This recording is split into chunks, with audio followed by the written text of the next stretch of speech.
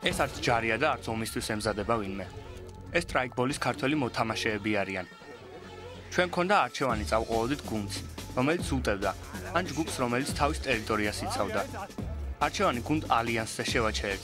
მათი მისია ჯგუფ ორდას ტერიტორიის დაპყრობა და მიტოვებული დამბის აფეთქება იყო. სანამ მისია შეასრულებენ, წინ ბევრი დაბრკოლება შეხვდათ.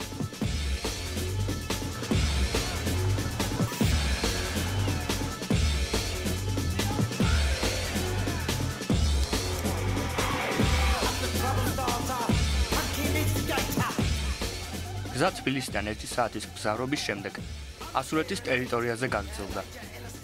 3 კილომეტრი დამღლელი და მოულოდნელობებით სავსე იყო. თურმე სტრაიკბოლი იმის გარდა რომ იარაღის სწორხმარებას მოითხოვს, ფიზიკურ დატვირთვასაც ითვალისწინებს. ბოლოს და ბოლოს მტრის ტერიტორიასაც მივადგეთ. შეიძლება სტრაიკბოლი ზოგისთვის უბრალოდ გასართობად ითვლება, მაგრამ დამჯერად დაძაბულობა ნამდვილად იგრძნობა. ხვდები რომ რაღაც აუცილებლად უნდა მოხდეს, მაგრამ იმედია ოპერატორს არ მომიკლავენ. ესე იგი, რესპაუნს მივყვებით ყველანი რა, გუნდებად. 2 გუნდი წინ მიდის, 2 გუნდი ფლანგებს იცავს რა. რატომ უნდა ითამაშოს სტრაიკბოლი? ამისთვის მიზეზები საკმაოდ სუბიექტური შეიძლება იყოს.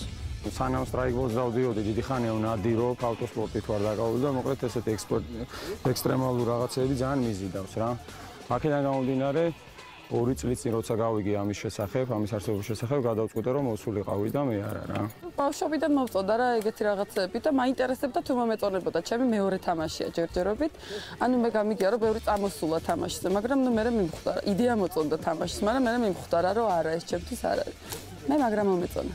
ну აი ძალიან მაგარი მომენტი იყო, როდესაც ჩასაფრებული ვიყავი, ანუ წინა თამაშზე და საფრთხე რომ მოდის რა და ანუ მოვკლავ თუ მომკლავენ, ძალიან მაგარი იყო. საფრთხის შეგრძნება მოკლედ რა.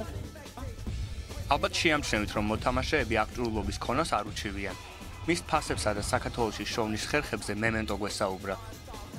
ну გააჩნია ხა იარაღების ტიპებს, არის ხა სნაიპერული, არის ახლობრძოლისთვის, არის საშუალო მანძილებისთვის.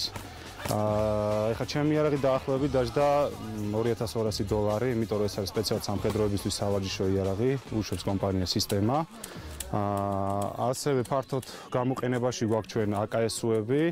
ეს არის ჩინური კომპანიების წარმოება და ესენი არის განკუთვნილი უფრო ახლო ბრძოლებისთვის. ასევე გვაქვს სნაიპერული შაშხანები, დაახლოებით $700-600 ჯდება ისინი.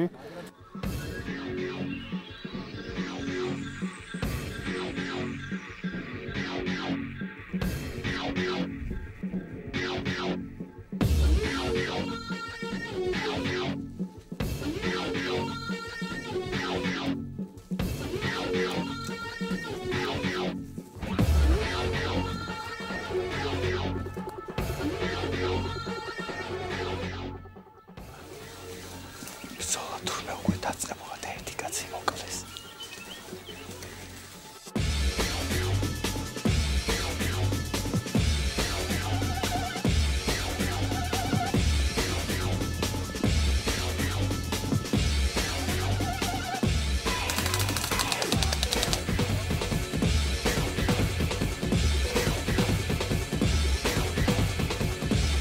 ერთი შეხედვით ძალიან რთულია აღიქვა ეს ყველაფერი, როგორც თამაში. თან ცოტა არ იყოს მტკივნეულიცაა. მიუხედავად ამისა, როგორც ხედავთ, ბევრისთვის ადრენალინის გამოყოფის სერიოზული საშუალებაა.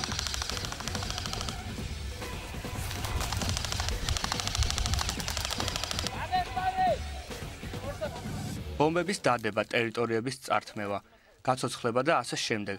ეს ყველაფერი მე პირადად ცნობილ ვირტუალურ თამაშ Counter Strikes მაგონებს. ამჯერად გუნდმა ალიანსმა ორდას ტერიტორია ვერ დაიპყრო. ამის მიზეზი ბევრია და ჩამოსვლას არ დავიწყებ. თავარია ჩვენი ექსპრესის სტრაიკბოლის თამაში ჩაერთო და კიდევ ერთი საქართველოში მოქმედი ექსტრემალური სპორტი გააშუქა.